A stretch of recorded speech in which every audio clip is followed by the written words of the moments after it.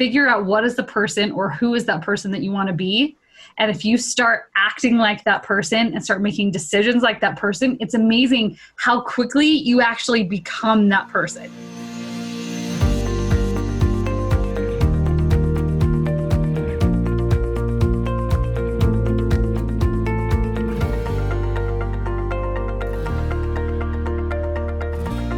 Hey, authentic influencers. I'm so excited today to talk with Amy Lee Westervelt. She is amazing when it comes to mindset and network marketing.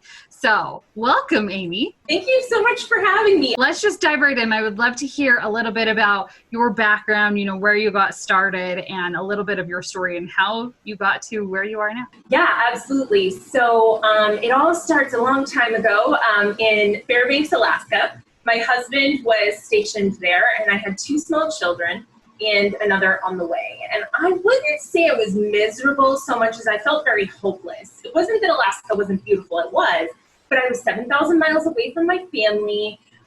I didn't have any of the creature comforts. I mean, imagine like the only places you can shop are Walmart and like some sporting goods store, and the food store had like clothes in it. That's how remote this was. So it just wasn't my jam, right? Like I'm from Boston, I'm a city girl. And so one day I just had enough. And I went to my husband and I said, look, I can't do this anymore. Not like in the, I can't be with you anymore, because I follow him to the ends of the earth, but I can't do this military lifestyle anymore. And he's like, okay, you need to figure out how to make what I'm making with the military. He was an officer, and we'll get out. And as soon as he said that, Brooke, I was like, done and done. Did not have any earthly idea how it was going to do it, had no idea whatsoever, but I knew that it was either do this or stay stuck. And so at that moment, I started doing kind of revisiting all of my education in the law of attraction, right, from the college, and everyone was reading The Secret. And I started really diving into the law of attraction, manifesting, and I started thinking, how am I going to do this? How am I going to create this? And lo and behold, I bumped into this gal who was part of a network marketing company. And, I asked her about it and I ended up getting involved with it. And long story short, we got to that amount like almost overnight. And one day I was sitting with my husband and, he's like, wouldn't it be amazing to make 5 figures a month? And I was like, really? Like, we were doing so good. Like, I was really proud of what I created. Like, why would you like make it so much bigger? And he's like, but what if we did? And what if we use this exact same formula to do that? And I was like, I mean, we can. And then that happened. And then it was like, how high can we go?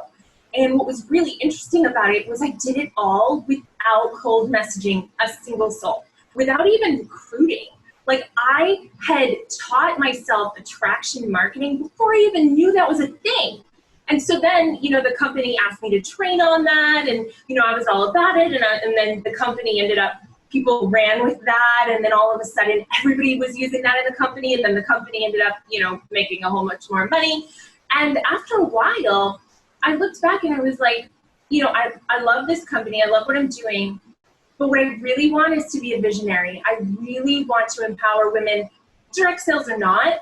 I want to empower women to know that they can create the life of their dreams with what they already have. And so I got really brave and I left. I was making 5 figures a month at the time, and I just walked away. It was right before Hanukkah. We're Jewish. It was right before Hanukkah. And we didn't have any savings or anything because, that's just what you do when you have all that money. You don't know how to manage it, right? And we just took off, and I just started taking coaching clients. And now I have this incredible practice where I'm a dream design coach, and I work with direct sellers, network marketers, all kinds of folks, just on bringing those real dreams, not the ones that the company necessarily, dangles in your face, not the FOMO dreams, but the genuine dreams, bringing those into fruition and creating a life and business that you love. That is amazing. I love it so much because I talk to so many people in network marketing and I'm like, hey, well, what is it that you want to do? What's your dream? And they're like, well, it'd be really nice to make like maybe $1,000 a month. And I'm like, girl, you got a dream so much bigger. What is your dream beyond that? And it's just getting people to dream bigger is so important. So what are some tips that you can give our listeners on how they can like start to dream bigger? Yeah, this is such a great question. And it's one that I absolutely love. So I actually have a 3-step process for how to kind of create your dreams. And it starts with assessing. What do you really want? And a friend of mine actually pointed out, it's not really what you want, it's what you wish, right? Because as we know, if you've ever studied the law of attraction, it's all about aligning with the outcomes that you want to have. And so when you wish for something, your wish is my command. So you have to get really clear on what you want, not what comes next in the hierarchy of your business, not what kind of car they're going to give you, not what kind of badge or what kind of ribbon or what kind of status symbol, but what do you really genuinely want? And a really good test of this is to think about if your child needed a medicine, right? Like really, really bad. And it was like a life or death situation. You'd be doing anything you had to do to make that outcome happen. But yet, when it comes to your dreams, you're kind of got some skin in the game, but at the same time, it doesn't necessarily drive you. So you've got to figure out what's on the other side of this for me if I do X, Y, Z. And you will find you will run so much faster. You'll get up earlier. You'll be happy to do it because you'll have that vision board or you'll have whatever it is that you're working toward, right? So once you've got that first step of assessing, the second step is to align. Find the people that have what it is that you have and figure out what they're doing. Emulate those habits. Figure out what they're doing and do those things. The difference between the person who is the thing and the person who isn't is just in the habits, what they do, right? So they say, if you want to be a writer, write. So if you want to do these things and you want to have this lifestyle, figure out what is it that they're doing. And, sometimes the caveat is maybe they're cold messaging, maybe they're doing icky tactics. Chances are, if you ask your intuition, you're going to find a way to do it in a way that's completely organic. And I'm sure you help people with that all the time, right? That's your platform. So hang out with Brooke and she'll teach you that part. And then the last part is just to affirm, to just say that it's so. What will my life be like when? And just start living as if and making room for that abundance in your life. If you do those 3 things, that is how I created my 7-figure business, my dream house, how I called in my dream husband. I mean, it's that simple and that difficult. That's awesome. Yeah. One of the things that, and it goes right along with what you're talking about, but one of the things that I always tell people to do, like the first thing is figure out what is the person or who is that person that you want to be. And if you start acting like that person and start making decisions like that person, it's amazing how quickly you actually become that person. Yes, absolutely. Exactly. Before you know it, you turn around and that's you.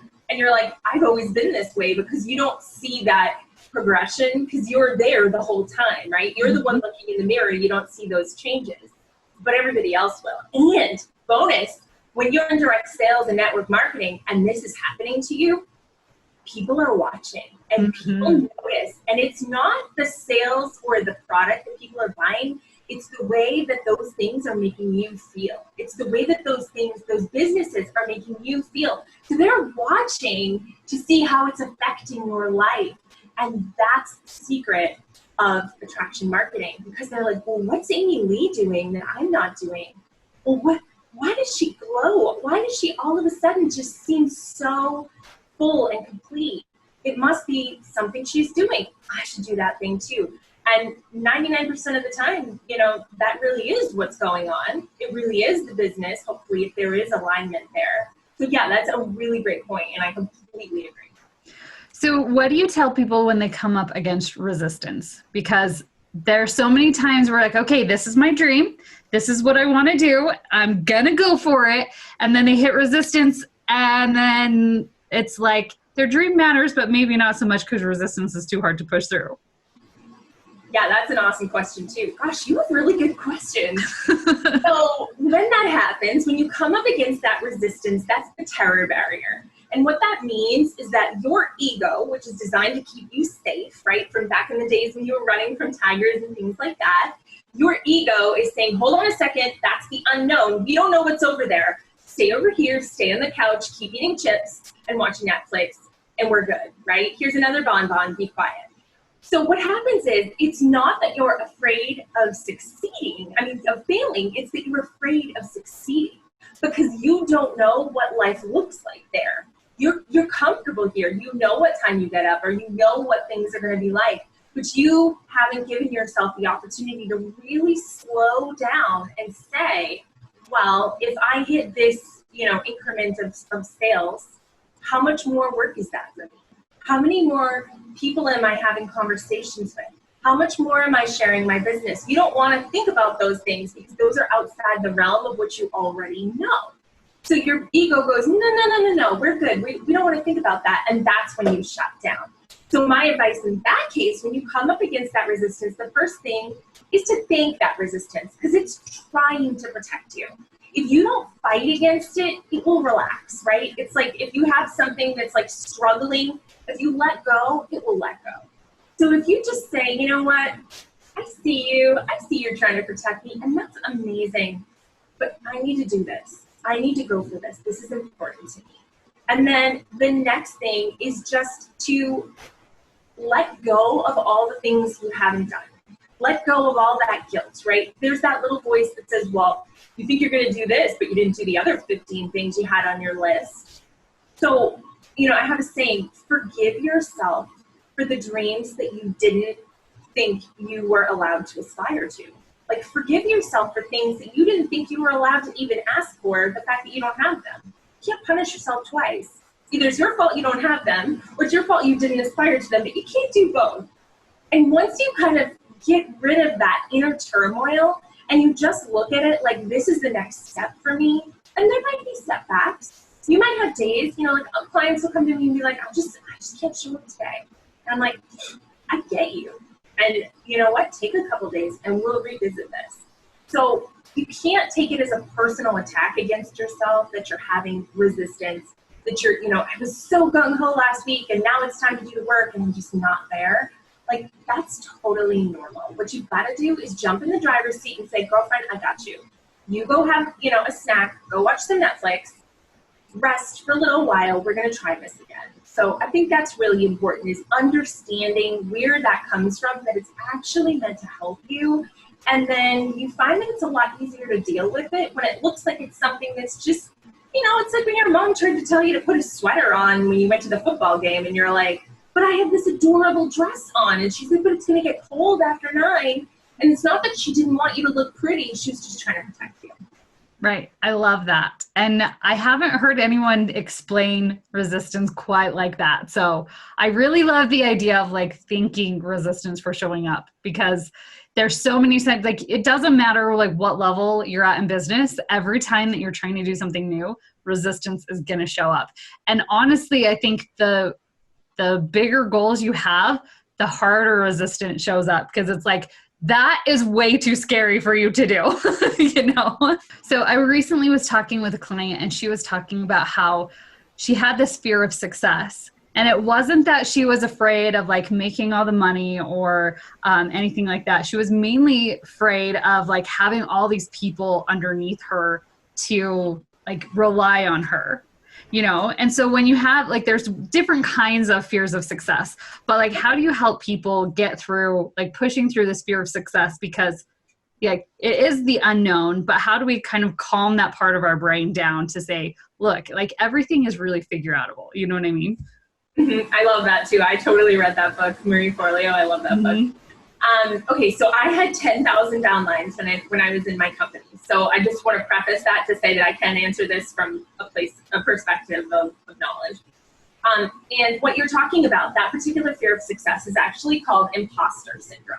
And what that is that you're too in your head, like, I don't know if I can help these people. I don't know if I can put all these eggs in my basket. Like, can I be responsible for their well-being?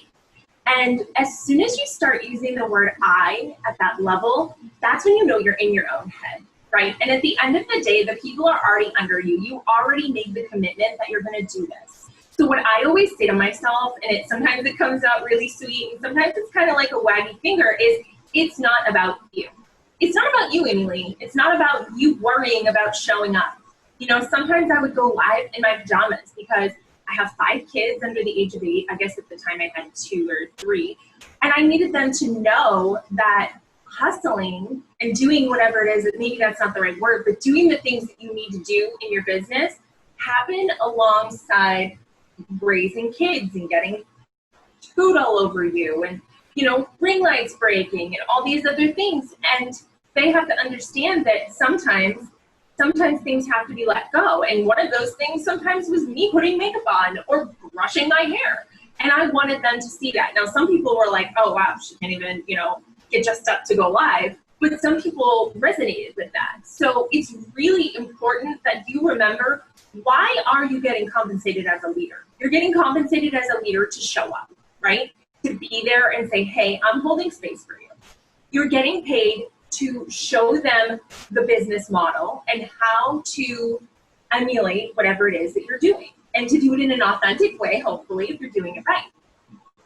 And that's it. You're not getting paid to reach their goals for them. You're not getting paid to make them do the work. You're not getting, you're not being compensated even, because maybe there's other ways. You're not being compensated for running their business. So you've got to get over that feeling of like, oh, but what if they don't? Some will, some won't.